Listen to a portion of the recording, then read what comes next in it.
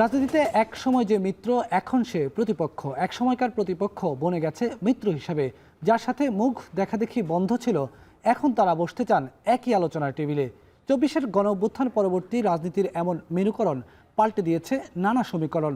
যাদেরকে নিয়ে এক সময়ের পথ চলা জোটভুক্ত সেই দলকেই পড়তে হচ্ছে বিভাজনের মুখে। আজকের পর্বে আমরা কথা বলবো জোটের বিভাজন নিয়ে। দর্শক, স্বাগত জানাচ্ছি নির্বাচন নিয়ে এখন টেলিভিশনের নিয়মিত আয়োজন ভোটের ট্রেনে। পুরো এই আয়োজন জুড়ে আপনাদের সঙ্গে আছি আমি বেলায়েত হোসাইন। প্রধান নির্বাচন কমিশনার এএমএম নাসির উদ্দিন আজকে দেখা করেছেন প্রধান বিচারপতির সঙ্গে। দেখা করে নির্বাচনের মাঠে ৩০০ জন নির্বাহী বিচারক বা ম্যাজিস্ট্রেসি পাওয়ার সম্পন্ন বিচারক চেয়েছেন। একই সঙ্গে তিনি বলেছেন নির্বাচনের ট্রেনের যাত্রা শুরু হয়ে গেছে। শুনে আসতে চাই প্রধান নির্বাচন কমিশনারের সেই বক্তব্য। ইলেকট্রাল ইনকোয়ারি কমিটির যাতে ওনারা ডেপ্লয় করবেন আমাদের শিডিউল ঘোষণার সাথে সাথে এই কাজটা যাতে ত্বরান্বিত করেন উনি, সেটা ওনাকে একটু রিকোয়েস্ট করেছি। নির্বাচনের ট্রেনে উঠে গেছে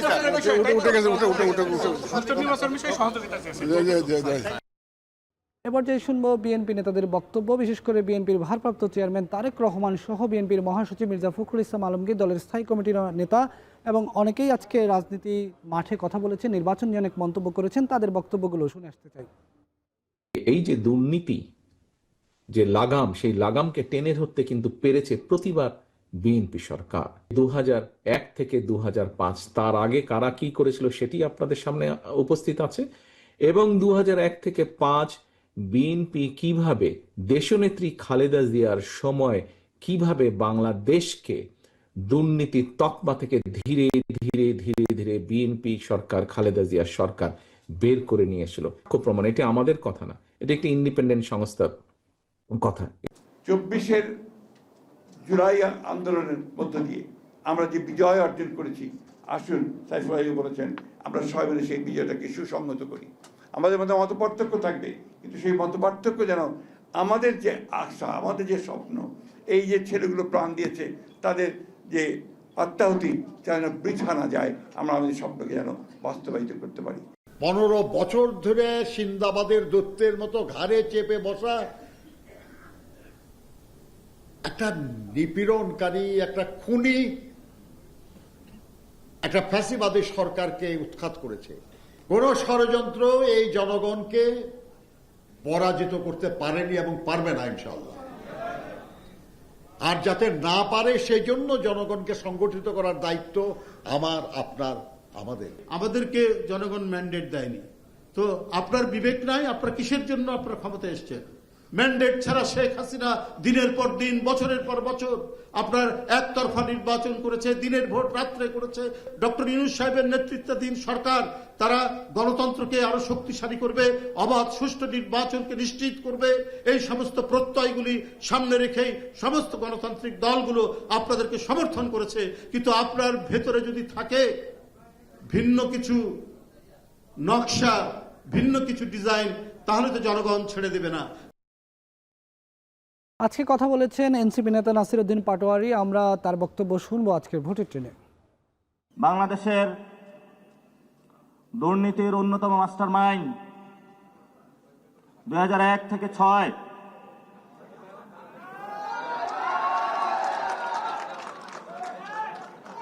তার মাথায় আবার আওয়ামী বুদ্ধিপনা চেপে বসলো।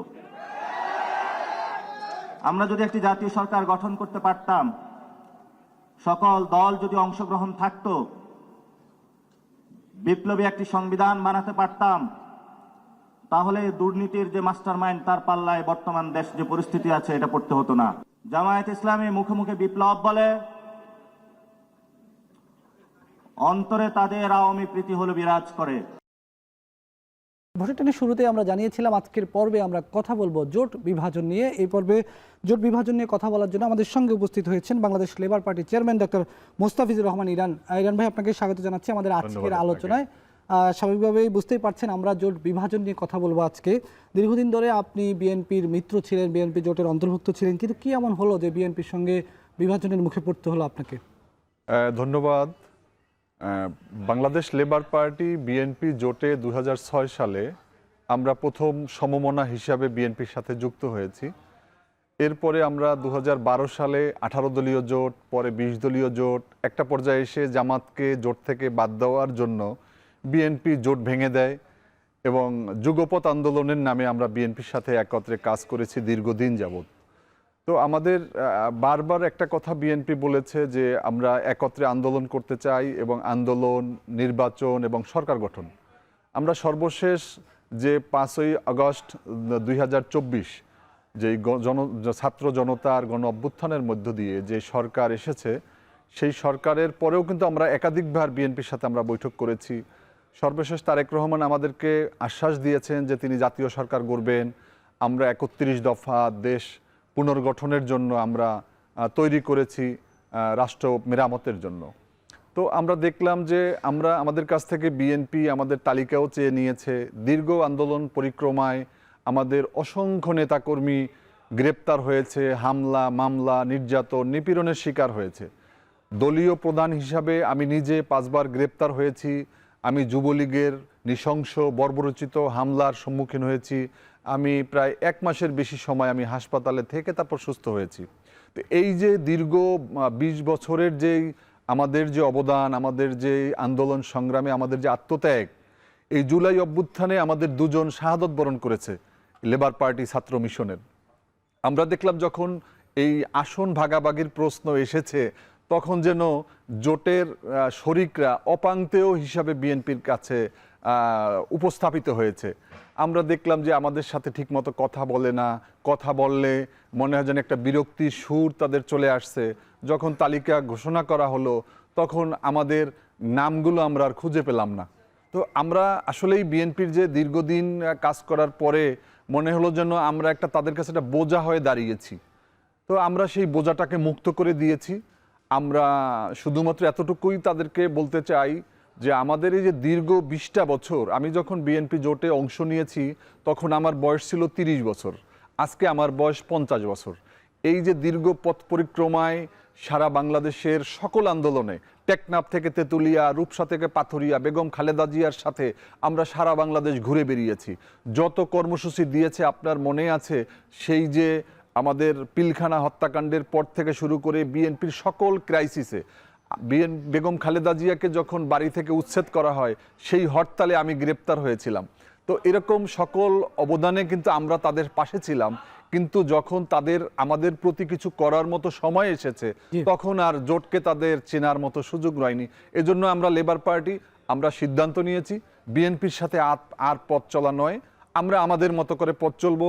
লেবার পার্টি দলগতভাবে নিবন্ধিত একটি রাজনৈতিক দল, আমাদের প্রতীক আনারস। আমরা ইতিমধ্যে 75টি আসনে আমাদের প্রার্থী ঘোষণা করেছি এবং আগামী কয়েকদিনের মধ্যে আরো 25টি আসনে আমরা আসন ঘোষণা করব। এটি কি শুধু আপনাদের সঙ্গে হয়েছে নাকি বিএনপির যে নেতৃত্বাধীন জোটে আরো অনেকেই ছিল, তাদের মধ্যে আরো কেউ কেউ এই আপনাদের দলে ভিড়তে পারে বা এই ধরনের সমস্যার মুখোমুখি বা এই ধরনের বিভাজনের মুখোমুখি পড়েছেন? বিশেষ করে আসনের কথা যেটি আপনি বললেন, আসন আসলে আপনারা বিএনপির কাছে কত আসন চেয়েছেন? বিএনপি একেবারে কি একটি আসনও দিতে রাজি হয়নি আপনাদেরকে নাকি? ব্যাপারটা আসলে দেখুন, বিএনপি আমাদের কাছে তালিকা চেয়েছে, আচ্ছা, আমরা তাদেরকে তালিকা দিয়েছি, কিন্তু এই তালিকা নিয়ে অন্তত আলোচনাটুকু তারা করার মতো তাদের প্রয়াস আমরা কিন্তু দেখিনি। আমাদের সাথে আলোচনা না করে তারা তাদের আলোচনায় প্রথমে 1 দফায় তাদের প্রার্থী তালিকা ঘোষণা করেছে, পরবর্তী ধাপে তারা তালিকা ঘোষণা করেছে। ইতিমধ্যে আপনি জানেন যে যেই গণফোরামকে 5টি আসন দেওয়া হয়েছিল 2018 সালে, তাদেরকে একটি আসনও দেওয়া হয়নি। জেএসডিকে আসন দেওয়া হয়নি। বিপ্লবী ওয়ার্কার্স পার্টি এখন পর্যন্ত তাদেরও সুনির্দিষ্টভাবে কোনো আসনের কথা বলা হয়নি। 11 দলীয় জাতীয়তাবাদী সমমনা জোট, তাদেরকে একটি আসন দেওয়ার কথা ছিল, তাদেরও তালিকায় নাম জোটেনি। এবং 12 দলীয় জোটে আমরা শুনেছিলাম যে 4টি আসন দেবে এবং খালিও রাখা হয়েছিল, তাদেরকে এখন একটা আসন দেওয়া হয়েছে। এবং ইতিমধ্যে আমরা দেখলাম যে যেভাবে দল বিলুপ্ত করে তারপরে বিএনপিতে যোগদানের যেই হিড়িক শুরু হয়েছে, এটা বাংলাদেশের রাজনীতির জন্য অশনি সংকেত। আপনি যদি আপনি দল বিলুপ্ত করে তারপর আপনার জোটে বা আপনার দলে কেন যেতে হবে? আমরা দেখলাম যে রেজা কিবরিয়া, যিনি একাধিকবার প্রশ্নবিদ্ধ কয়েকটি ঘটনার সাথে জড়িয়ে গিয়েছেন, আপনার মনে আছে যে গণফোরামের বিভক্তিটা আমরা শুনেছি যে এই রেজা কিবরিয়ার কারণে হয়েছে। তিনি 1 বছরের মাথায় গণ অধিকারেও তিনি থাকতে পারেননি, সে গণ অধিকারও বিভক্ত হয়েছে। সেই রেজা কিবরিয়াকে তারা দলে যেদিন যোগদান করিয়েছে ওই দিনই তাকে নমিনেশন দিয়েছে। আবার আমরা 20 বছরের যে পুরানো শরিক, যাদের বর্ণাঢ্য অবদান এই আন্দোলন সংগ্রামে, তাদের সাথে সমমনা হিসাবে আমাদেরকে ছুঁড়ে ফেলে দিয়েছেন। আচ্ছা, এরপরে আপনারা যদি এখন নতুন কোনো জোটে যাওয়ার কোনো চিন্তা ভাবনা আছে কিনা, নাকি আপনি যে 75 আসনের কথা বললেন এই 75 আসন নিয়ে আপনারা একা নির্বাচন করবেন, নাকি নতুন কোনো জোটের সঙ্গে আপনাদের সঙ্গে আলোচনা চলছে? দেখুন, বাংলাদেশের রাজনীতি জোট নির্ভর রাজনীতি এবং আমাদের যেই শক্তি সামর্থ্য যথেষ্ট সীমিত, এটা আমরাও স্বীকার করি। আজকে যদি আমাদের সামর্থ্য যদি বিএনপির সমপরিমাণ বা ও কাছাকাছি হতো, তাহলে বিএনপি আমাদের সাথে জোট করার প্রয়োজন হতো। তা আমরা ছোট বা আমরা সক্রিয় এবং অপেক্ষাকৃত ছোট দল, যার কারণে আমাদেরকে ক্ষমতায় যাওয়ার জন্য বা ভোটের রাজনীতিতে হয়তো আমরা জোটের জন্য ইতিমধ্যেও আমরা বিএনপির সাথে ছিলাম। আমরা দেশ, জাতীয় স্বার্থ, দলের স্বার্থ এবং আগামী দিনের বাংলাদেশকে সুন্দর একটি জন আকাঙ্ক্ষার বাংলাদেশ গড়ার জন্য আমাদের সাথে আলোচনা ইতিমধ্যে একাধিক জায়গা থেকে আলোচনা চলছে।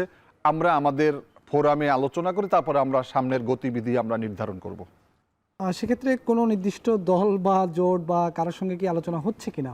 দেখুন, আমরা ইতিমধ্যে দেখেছি যে এনসিপি এবং এবি পার্টি একটা জোট গঠন হয়েছে। তারা আমাদের সাথে কথা বলেছে, আগামী দিনেও কথা চলতে পারে। এছাড়া আরও বেশ কিছু জোট ইতিমধ্যে আপনি জানেন যে 8 দলীয় যেই ইসলামী জোট আছে। আমরা বাংলাদেশ জাতীয়তাবাদে বিশ্বাস করি এবং ইসলামী মূল্যবোধে বিশ্বাস করি, সেক্ষেত্রে তাদের সাথেও আমাদের সাথে কথাবার্তা হচ্ছে। আমরা যেখানে দল এবং জাতীয় স্বার্থকে আগামী দিনের বাংলাদেশের যে গণতান্ত্রিক বাংলাদেশ রূপান্তরের জন্য, ভোটের অধিকার, মানুষের আইনের শাসন, ন্যায় বিচার, মানবাধিকার প্রতিষ্ঠার জন্য আমরা যেখানে গেলে আমরা আমাদের স্বার্থ সংশ্লিষ্টতার ক্ষেত্রে বা সহায়ক হবে, আমরা সেদিকেই যাওয়ার চেষ্টা করব। RICL TMX, যুগের পর যুগ স্থাপনা থাকে মজবুত। VRM প্রযুক্তির RICL TMX। ইরফান ভাই, একদম বিরতিতে আমরা গিয়েছিলাম যে প্রসঙ্গটা বাকি রেখে, সেখানে আপনি বলছিলেন যে আপনাদের সঙ্গে অনেক দলের সঙ্গে অনেক জোটের সঙ্গে আলোচনা চলছে। আমরা জানি যে বাংলাদেশে এই মুহূর্তে যে জোটের সমীকরণ চলছে, বড় দাগে বা মোটা দাগে যে 3টা জোটের কথাই শোনা যাচ্ছে রাজনীতির মাঠে আলোচিত। একটি বিএনপি নেতৃত্বাধীন জোট, একটি জামাত নেতৃত্বাধীন জোট, আর একটি এনসিপি নেতৃত্বাধীন জোট।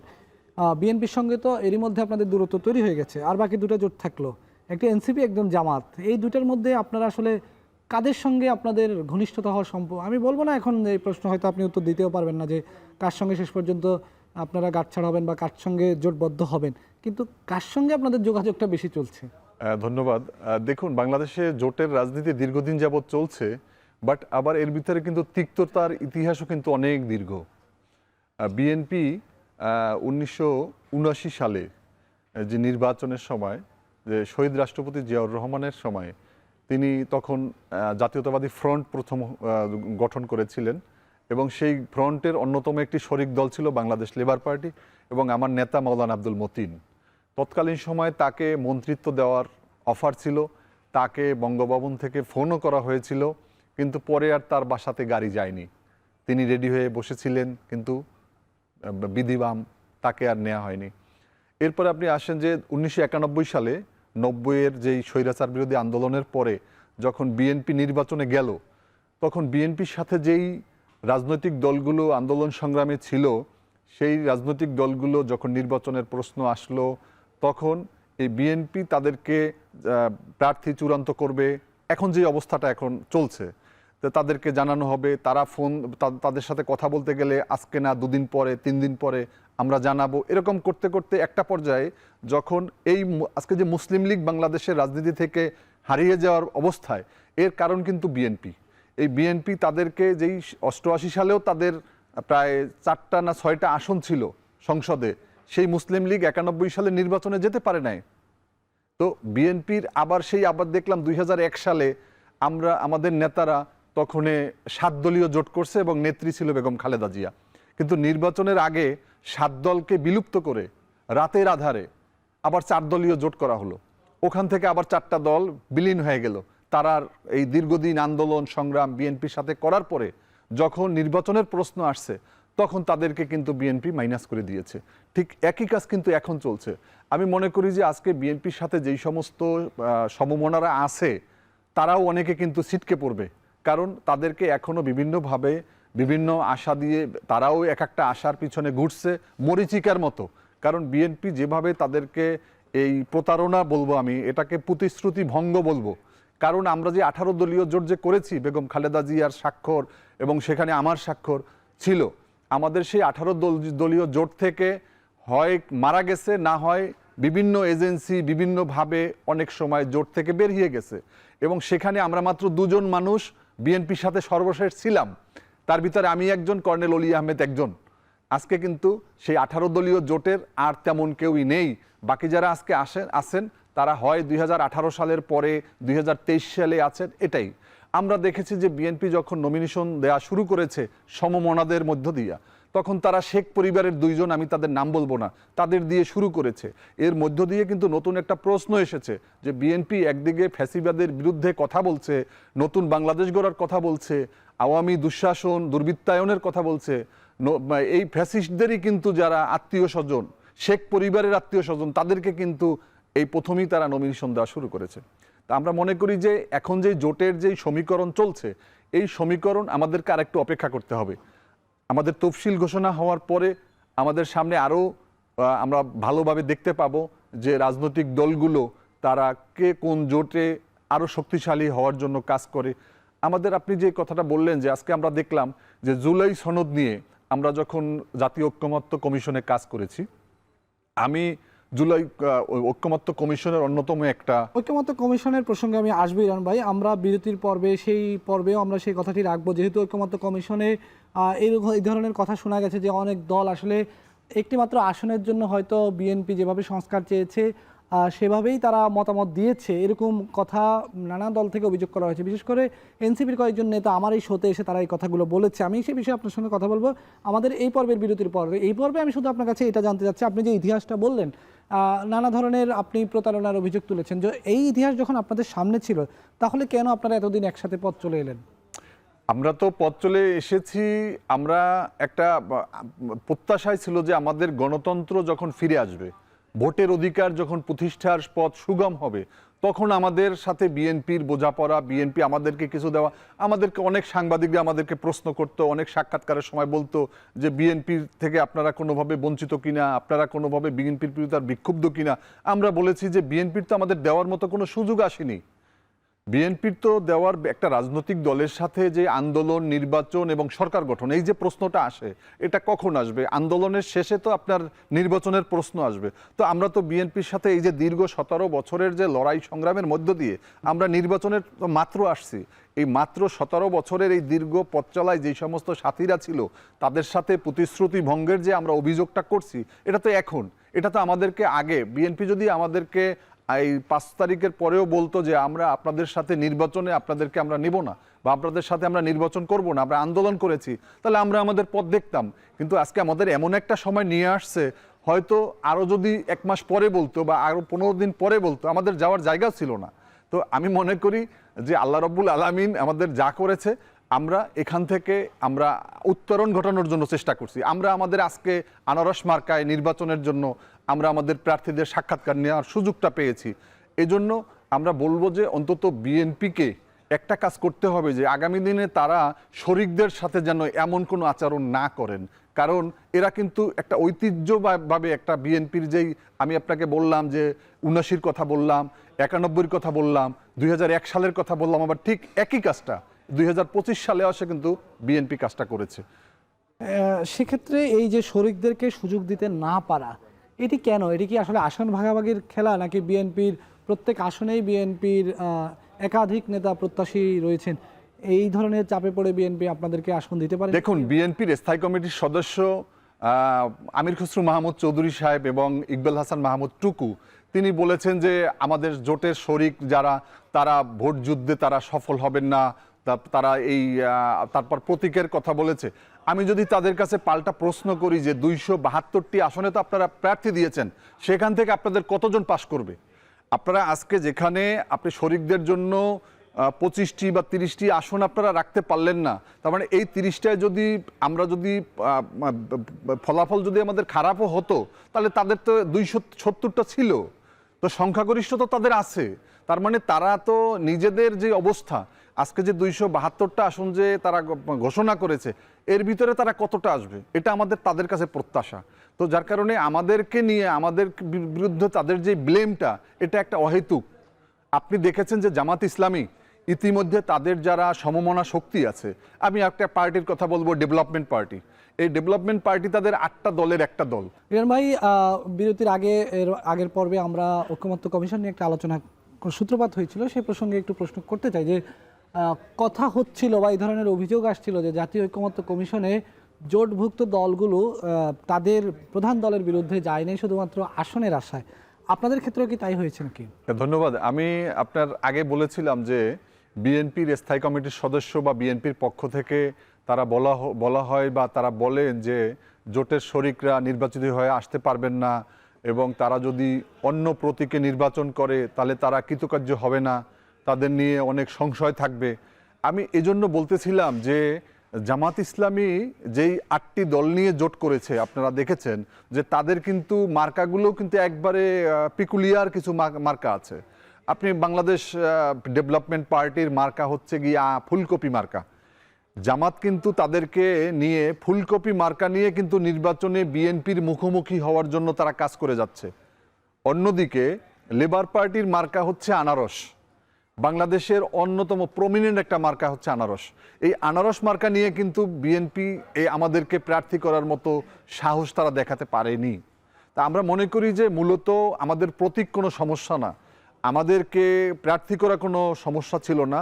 মূলত তাদের যেই দলের ভিতরে যেই প্রার্থিতার জন্য যেই প্রতিযোগিতা বা তাদের যেই প্রার্থীর যেই মহা সমারোহ, এজন্য তাদেরকে পুনর্বাসনের জন্যই জোটকে তারা বেমালুম ভুলে গিয়েছে, জোটের সাথে তারা বৈরী আচরণ করেছে। আপনি যে ঐকমত্য কমিশনের কথা বলেছেন, দেখুন ঐকমত্য কমিশনে প্রথম দুদিন আমি লেবার পার্টির চেয়ারম্যান হিসাবেই আমি ভূমিকা রাখছিলাম এবং একটা পর্যায়ে কিন্তু সালাউদ্দিন ভাই আমাকে বলেছিলেন যে লেবার পার্টির দড়ি ছিঁড়ে যায়, মানে আমি তাদের সুরের বাইরে গিয়ে কথা বলেছি, আমি এনসিসির পক্ষে কথা বলেছি এবং আমাদের যেই রাষ্ট্র কাঠামো মেরামতের জন্য সত্যিকারের সংস্কারের জন্য যেই কাজগুলো করা দরকার বলে লেবার পার্টি মনে করে এই জায়গাগুলোতে কিন্তু আমরা কাজ করার জন্য বা কথা বলার চেষ্টা করেছি। ঐকমত্য কমিশনের সাথে আমরা এগুলো কথা বলেছি, কিন্তু আমাদেরকে গুলশান অফিসে ডাকা হলো, গুলশান অফিসে ডেকে আমাদেরকে বলা হলো যে আমরা যারা সমমনা দল আছি বিএনপির সাথে আমরা সবাই এক সুরে কথা বলতে চাই, আমরা একইভাবে আমরা ভূমিকা রাখতে চাই। তো আপনি একটা জিনিস তো বাস্তবতা যে আমি যতদিন বিএনপির সাথে ছিলাম আমি ততদিন কিন্তু বিএনপির কোনো কর্মকাণ্ড নিয়ে ওভাবে কথা বলিনি, কারণ আমি কিন্তু জোটের নর্মসগুলোকে আমি ফলো করেছি এবং আমি বিএনপি যেভাবে বলেছে বা বিএনপি যেভাবে চেয়েছে ওভাবে আমরা কথা বলেছি। আপনি যে অভিযোগটা করেছেন যে শুধু আসনের বিষয়টা এরকম নয়। দেখুন শুধুমাত্র আসন কিন্তু বিষয়টা না, বিষয়টা হচ্ছে মর্যাদার প্রশ্ন। আমরা তো 20 বছর আমাদের 20 বছরের সারা বাংলাদেশের নেতা কর্মীদেরকে নিয়ে আমাদের সমস্ত কর্মকাণ্ডের শেষে এটা তো একটা আসনের বিষয় নয়, এটা তো একাধিক বিষয় হতে পারে। ইরফান ভাই, আমরা একেবারে শেষ পর্যায়ে চলে আসছি আলোচনার। শেষ একটি প্রশ্ন করে আমরা শেষ করে দিতে চাই, সেটি হচ্ছে বেগম জিয়া অসুস্থ আছেন, তিনি যদি একেবারে সুস্থ সবল অবস্থায় থাকতেন তাহলে এই যে আপনাদের সঙ্গে এখন বিভাজনের জায়গাটি তৈরি হয়েছে এটি কি একই রকম থাকতো নাকি ভিন্ন পরিস্থিতি হতে? আমাদের এখানে আমাদের একটা আশঙ্কা যে আজকে যদি বেগম খালেদা জিয়া অসুস্থ অবস্থায় হাসপাতালে আছেন, আমাদের সমস্ত দলগুলো দল মত পথ নির্বিশেষে বাংলাদেশের এমন কোনো রাজনৈতিক দল নাই যে দলগুলো বিএনপির সাথে সখ্যতা নেই, তারাও কিন্তু সেখানে গিয়েছে, তারাও কিন্তু তাদের সুস্থতা কামনা করেছে। এবং আজকে যে দলের জোটের ভিতরে যেই বিভাজন, আমাদের যেই মনোনয়নের ক্ষেত্রে যেই জটিলতা হয়েছে বা আমরা যে আজকে তাদেরকে থেকে সরে গিয়েছি, আমার বিশ্বাস যে বেগম খালেদা জিয়া অন্তত ভালো উদ্যোগ নিত এবং আমাদের সবাইকে নিয়ে পথ চলার চিন্তা করত।